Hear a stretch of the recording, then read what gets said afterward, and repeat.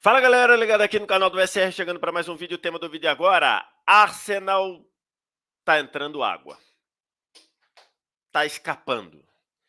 Arsenal, pelo segundo jogo seguido, tomou um empate depois de abrir 2-0. Vamos falar sobre isso e na análise dessa disputa com o Manchester City. Antes, aquele ritual de sempre você deixar o like, se inscrever no canal, copiar o link do vídeo, espalhar nos seus grupos de WhatsApp e Telegram. E para você que acha, eu já vi o Vitor Sérgio falar sobre isso, já viu mesmo. Eu gravei um vídeo sobre este mesmo assunto, com este mesmo título, antes, logo após o jogo a terminar, só que eu gravei o vídeo fiz os testes, estava com o som, tudo tranquilo, o vídeo teve mais ou menos 13 minutos, por aí, e quando deu 7 minutos e meio, o áudio sumiu. Depois eu descobri que o meu microfone acabou a bateria, e aí, enfim, ficou sem áudio, parte final do vídeo, quase metade do vídeo. Então, o que eu fiz? Apaguei o vídeo e estou gravando de novo, que é o meu compromisso com você. E aí, eu estou aqui para falar dessa disputa de Arsenal e Manchester City, e para falar do Arsenal meio que fazendo água nesse momento importante do campeonato, no momento de definição do campeonato, né? Faltam, nesse momento, 8 rodadas para terminar, não é isso? 7 rodadas para o Arsenal, 8 rodadas para o Manchester City, que tem um jogo a menos, e o Arsenal, nesse momento, está se complicando. Na semana passada eu nem gravei vídeo sobre isso, porque eram finais de estaduais, acabei nem falando, mas já poderia ter gravado, né? O Arsenal, na semana passada, fez uma primeira meia hora brilhante em Anfield, abriu 2-0 contra o Liverpool, aí o Xhaka se meteu numa confusão, que sobrou um braço, um cotovelo ali no rosto do Arnold, isso mudou a atmosfera do jogo, a atmosfera de Anfield. O Liverpool foi para cima, diminuiu com o Salah, no segundo tempo empatou em 2-2, e por muito pouco não virou o jogo. É verdade que o Arsenal teve muita chance para fazer o 3-2, o Alisson foi muito bem, mas na reta final o que ficou, a última imagem foi o Ramsdale, o goleiro do Arsenal, que faz um ótimo campeonato, para mim o melhor goleiro do campeonato, fazendo milagres e salvando o que seria a virada do Liverpool. Ele pelo menos fez 2 ou 3 defesas inacreditáveis. Mas aí você fala, beleza, era o Liverpool em Anfield, ok, tem ali uma atmosfera de você não considerar tão absurdo assim. Neste domingo, o Arsenal foi até o estádio Olímpico lá de Londres, enfrentar o West Ham, abre 2-0 com 10 minutos de jogo, faz os primeiros 20 minutos espetaculares, e aí, no fim, acaba tomando o 2-2 numa forma, numa caída de produção incrível desse time do Arsenal, em especial. Tá aqui, ó, a imagem que a Premier League colocou lá. Cadê? Não, vamos usar outra aqui. Isso, vamos usar essa aqui. A imagem, West Ham 2, Arsenal 2. E é uma perda de vantagem gigantesca, né? Porque nesses dois empates em que o Arsenal abriu 2-0, a vantagem real do campeonato ela caiu de 5 pontos para 1 ponto, potencial 1 ponto. Por que eu estou falando isso? Vamos aqui no compartilhamento de tela para vocês verem como é que está a situação do campeonato. Está aqui, ó, a situação do campeonato. O Arsenal lidera com 74 pontos em 31 partidas, e o time do Manchester City vem logo depois com 70 pontos em 30 partidas. Então, se você considerar, o City tem um jogo a menos. Ele pode, vencendo o seu jogo a menos, ir a 73 e ficar a 1 ponto do Arsenal.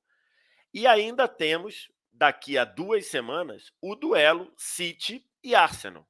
Então, assim, com essas duas vitórias, com essas duas vitórias que se transformaram em empate, né, com duas situações em que o Arsenal abriu 2-0 e tomou o empate, ele se colocou ainda mais na alça de mira do Manchester City. Já na semana passada, o Manchester City passou a depender apenas de si. Por quê? porque o Manchester City tem mais saldo de gols do que o Arsenal. O saldo de gols do City é 50, o saldo de gols do Arsenal 43. Então, já com o empate em Liverpool, o City voltou a depender apenas de si. Se ele ganhasse todos os jogos, ele seria campeão inglês, a menos que o Arsenal superasse o City no saldo de gols. Mas mesmo assim, o City voltou a depender de si. Agora, com esse empate contra o West Ham, a situação do City fica ainda mais na mão dele, porque ele não depende mais do saldo de gols. Ele ganhando todos os jogos, incluindo o confronto direto com o Arsenal daqui a 2 semanas no Etihad Stadium, ele será campeão inglês. Esse é o cenário do que a gente está falando aqui. Do jogo, eu queria subir aqui. Eu estou lá no. Esse aqui é o site do SofaScore, tá? Que é muito bom para você fazer análise dos jogos.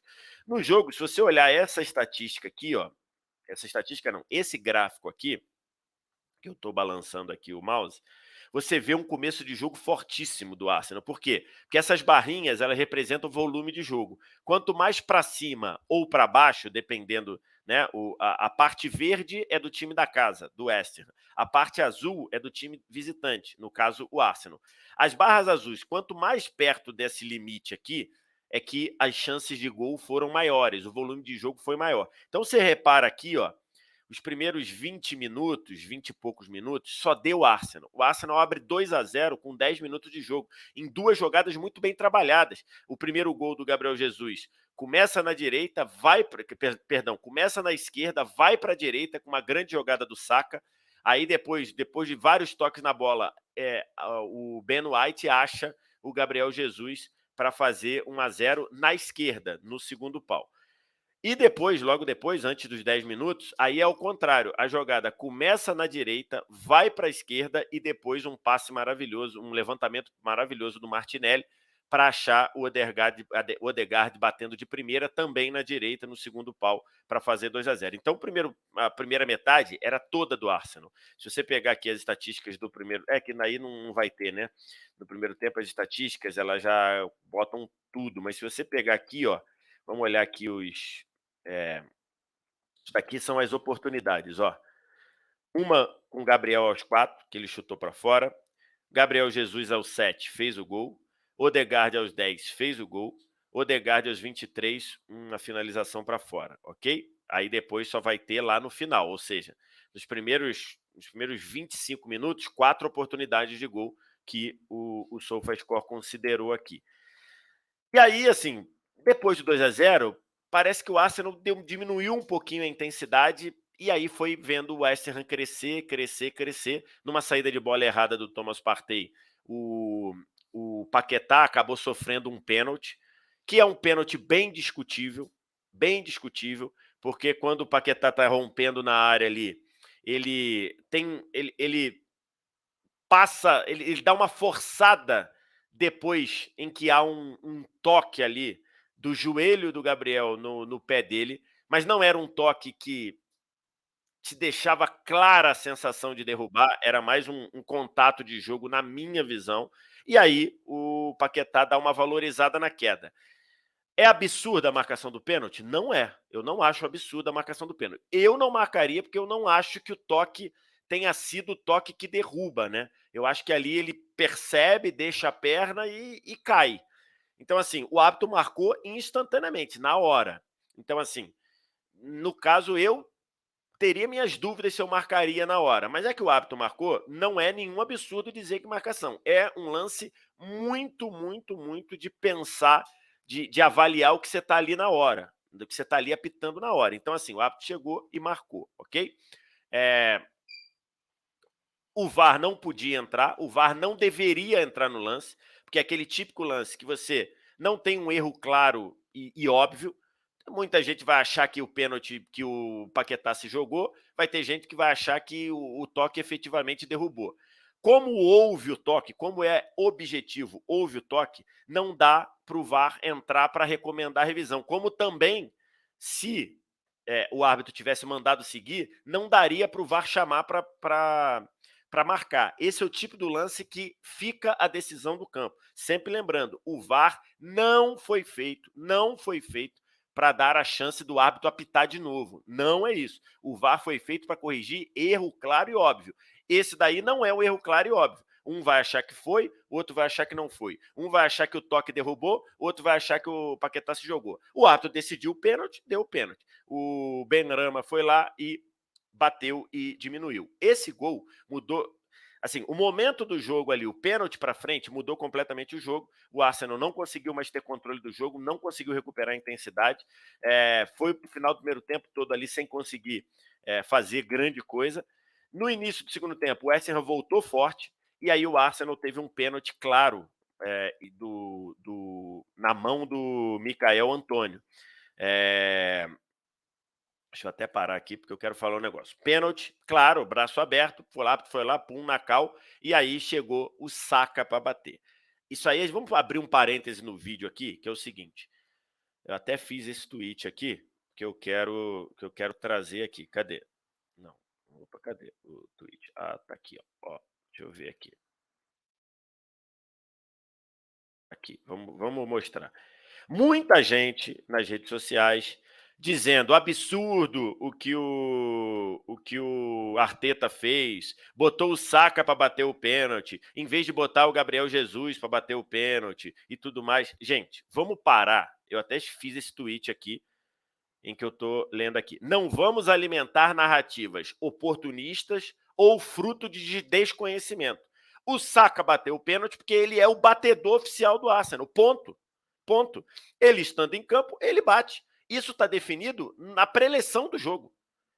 Não há debate assim de falar quem bate, hein? Pênalti pro Arsenal. Quem bate? Bate fulano, bate o Odegaard, bate Gabriel Jesus, bate o Ramsdale. Não tem esse debate. Está lá no quadro de preleção.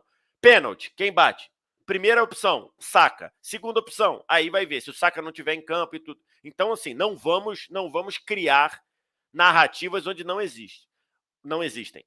O Saka bateu porque ele é o batedor oficial. Ah, mas é um absurdo ele ser o batedor. Aí é um outro debate. Aí a gente pode abrir parênteses para esse debate. Mas hoje o Saka bateu porque é ele que tinha que bater. Ponto.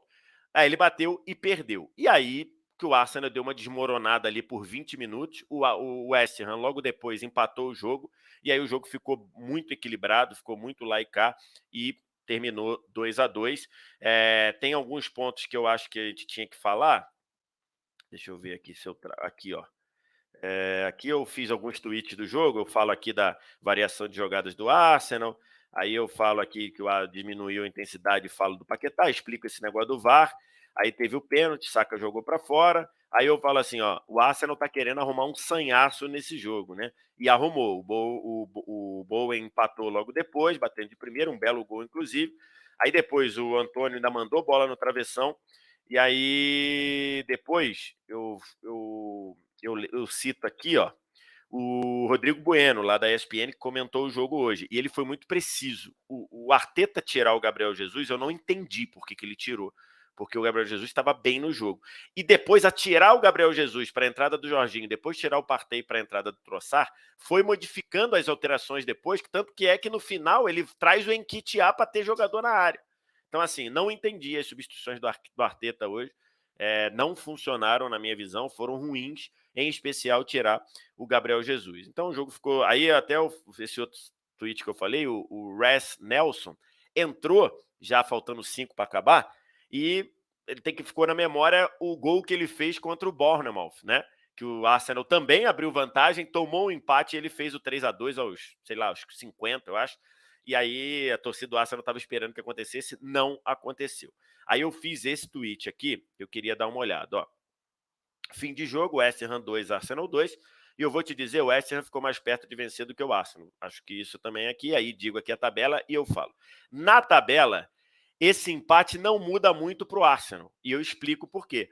O Arsenal continua precisando empatar com o City no Etihad Stadium. Então, o Arsenal, antes do jogo, ele já sabia que ele precisava ganhar os jogos dele e empatar, no mínimo empatar com o City no Etihad. Ele continua precisando fazer isso. Certo? Mas no psicológico, esse jogo eu acho que pode pesar muito. E eu falei sobre isso quando, 9 jogos atrás, o Arsenal perdeu para o City dentro de casa. E aí eu cheguei a usar assim, City entra no mental, entra na mente do Arsenal. Eu acabei me estrepando porque o Arsenal reagiu muito bem depois de perder para o City. O Arsenal ganhou os 7 jogos. Ainda que tenha tido sobressaltos, o Arsenal ganhou os 7 jogos depois de, de perder para o City em casa. Só que agora ele vem de 2 jogos que ele abriu 2-0, e não vou nem entrar no, no folclore de 2-0 é placar perigoso, não vou nem entrar nisso, mas o Arsenal abriu 2-0 e tomou o 2-2. Então, no psicológico, eu acho que esses 2 empates podem atrapalhar muito o time do Arsenal, pode atrapalhar muito, porque a gente sabe como é difícil competir com times do Guardiola.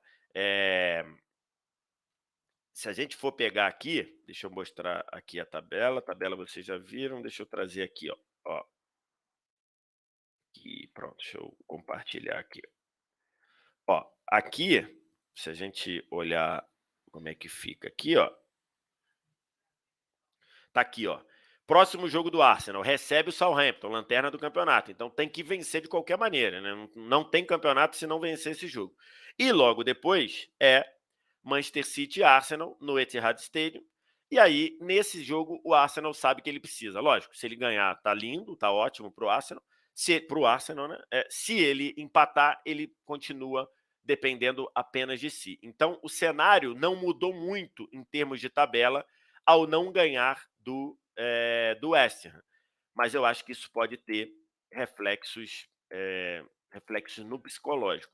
Vamos ver se agora, se o Arsenal realmente consegue de novo reagir como reagiu quando perdeu para o City em casa e ganhar os 7 jogos seguidos. O Arsenal precisa mostrar isso, porque já tem o rótulo do Arsenal que perde chances, do Arsenal que desperdiça, do Arsenal que desde que ganhou o campeonato inglês em 2004 no time dos invencíveis, no time dos invictos, sempre em vários momentos esteve perto, desperdiçou chances, deu aquela sensação de ter vacilado, e esses 2 jogos deixam esse rótulo aí. 2 vacilos grandes. O do Liverpool até menos, porque é um time grande, né, e tudo. Esse do West Ham, que tem tradição, clássico, é derby, mas bem complicado. E aí, o que você acha? Você acha que o Arsenal não vai aguentar?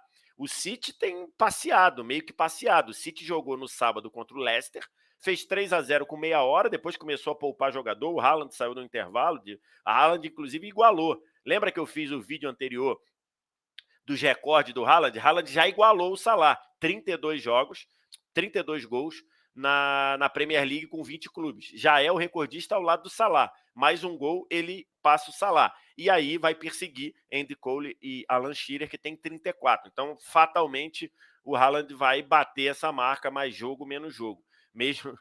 Mesmo precisando ter seus minutos administrados pelo Guardiola. Mas e aí, o que você acha? Você acha que dá para o Arsenal competir com o City? Competir com o City, competir com o time do Guardiola em pontos corridos é muito puxado? O que você está prevendo? Diz aqui embaixo nos comentários. Resto de tudo, você já sabe. Like, se inscreve no canal, o sininho das notificações. Copia o link, espalha aí nos seus grupos de WhatsApp, Telegram. Obrigado demais pela audiência. Valeu. Tchau.